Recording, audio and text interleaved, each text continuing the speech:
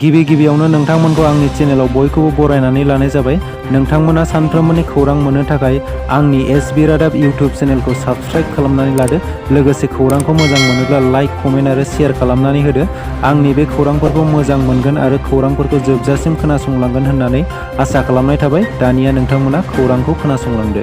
दिनैनि गिबि खौराङाव दं दुलाराय बर' फरायसा आफादनि गोख्रों सोमावसारनायजों जायखिजाया समावनो बोखारजानो हासिगौ।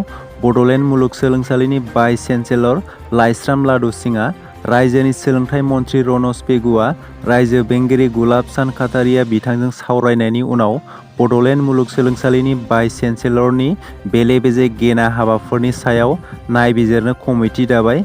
मिथिनो मोननाय बायदिब्ला रायजो बेंगिरि गुलाब सान काटारिया बिथांजों बड'लेण्ड मुलुगसोलोंसालिनि बागै सावरायदों। रायजोनि सोलोंथाइ मन्थ्रिया मख'नो गोनांदि जाख्ल'नाय गेना खान्थिजों हमजानायनि उनावबो बड'लेण्ड मुलुगसोलोंसालिनि भाइस चेन्सेलरनि मासियाव दासिमबो दङ लाइस्राम लादु सिंहआ।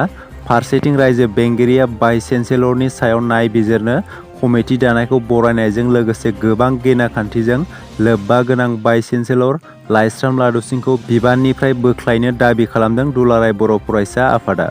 गसाइगाव इउपिपिएल लाइमोन गांखंनि आफादगिरि आरो नेहाथारिया बाले बसुमतारीखौ इउपिपिएल दोलो प्राइमारिनिबो सोद्रोमा नङा होननानै खौरांगिरि मेलनि समाव बुंनाय बाथ्रानि सायाव बाले एबा चन्दन बसुमतारीया गोख्रों खेंफोरथि होदों।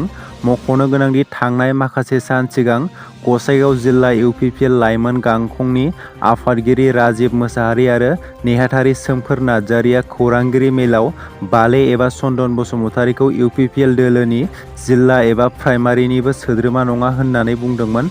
बेखौ लानानै गोख्रों खेंफोरथि होदों बाले बसुमतारीया। खौरांगिरि मेल लानायनि गेजेरजों बाले बसुमतारीया बुंदों, गावसोरनि मुलाम्फानि थाखाय इउपिपिएल दोलोनि प्राइमारि आफादनिबो सोद्रोमा नङा होननानै बुंनाय बाथ्राया जोबोद दुखुनांथाव। बाले बसुमतारीया रोखायै बुंदोंदि गावखौ इउपिपिएल दोलोनि नंगौना नङा बेखौ बुंनो हानाय बिसोरनाव मोनथाय गैया। बबेखानि मिरु आफादासो इउपिपिएल दोलोआव दंना गैया बेखौ फोरमायगोन होननानै बुङो। बेबादि बाथ्रानि सायाव आफादगिरि राजिब मोसाहारि आरो नेहाथारि सोमखोर नार्जारिया निमाहा बिनांगौ होननानै दाबि खालामदों बाले एबा चन्दन बसुमतारीया। मणिपुरनि हिंसायारि जाथायनि सायाव जेबो बिफाव लायैखौ नुनानै बिजेपि दोलोआव थानो गोसो गैला। मणिपुरनि हिंसायारि जाथायखौ लानानै गोख्रों खुद्रिसारदों बिजेपिनि सासे दैदेनगिरिया। बे खेबाव बिजेपिनि दैदेनगिरियाबो गाहाय मन्थ्रि नरेन्द्र मदिखौ गोख्रों रावजों सोंखारिदों। मणिपुरनि हिंसायारि जाथायखौ लानानै गाहाय मन्थ्रिखौ थोंजोङै सोंखारिना बिजेपि दोलोखौ नागारबाय सासे गोख्रों दैदेनगिरिया। मख'नो गोनांदि मणिपुरनि हिंसायारि जाथायखौ लानानै दुलाराय भारतआवनो गोबां नोगोरारिफोरा खुद्रिसारनायखौ नुनो मोन्दों। बबेखानि मणिपुरनि गिख्रंथाव जाथायनि सायाव गाहाय मन्थ्रि नरेन्द्र मदिनि सिरियै थानायखौ हादराव गोबां सावरायनायखौ नुनो मोन्दों। बेबादिनो मणिपुरनि जेंनाया बिजेपि दोलोआव गावस्रानायखौ लाबोदों।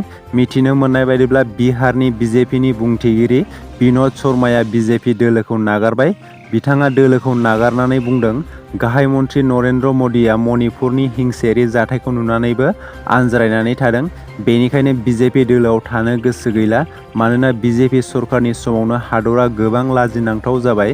बेनि अनगायैबो बिजेपि सरकारा मणिपुरनि जाथायनि सायाव जेबो बिफाव लायैखौ बिथाङा गोख्रों रावजों सोंखारिदों। मख'नो गोनांदि मणिपुरनि बे हिंसायारि जाथायाव गोबां सुबुंनि जिउ खहा जाबाय आरो गोबां सुबुंफोरानो न' बां सावजाबाय।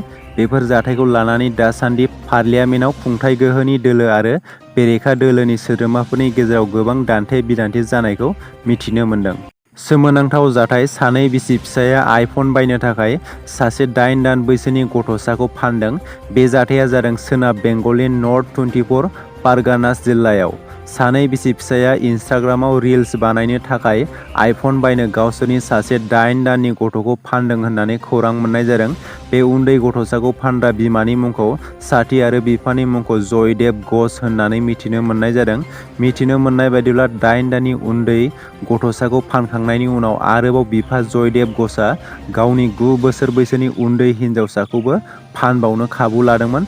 पुलिसआ फोरमायनाय बायदिब्ला गथ'साखौ फाननानै आइफन लाखांनायनि उनाव न' खाथिनि सुबुङा आइफन लानायखौ नुनानै सन्देह खालामदोंमोन दि रां गैयैनि जाउनाव माबा मोनसे गाज्रि खामानि मावनानै रां बुथुमना आइफन लाबाय होननानै।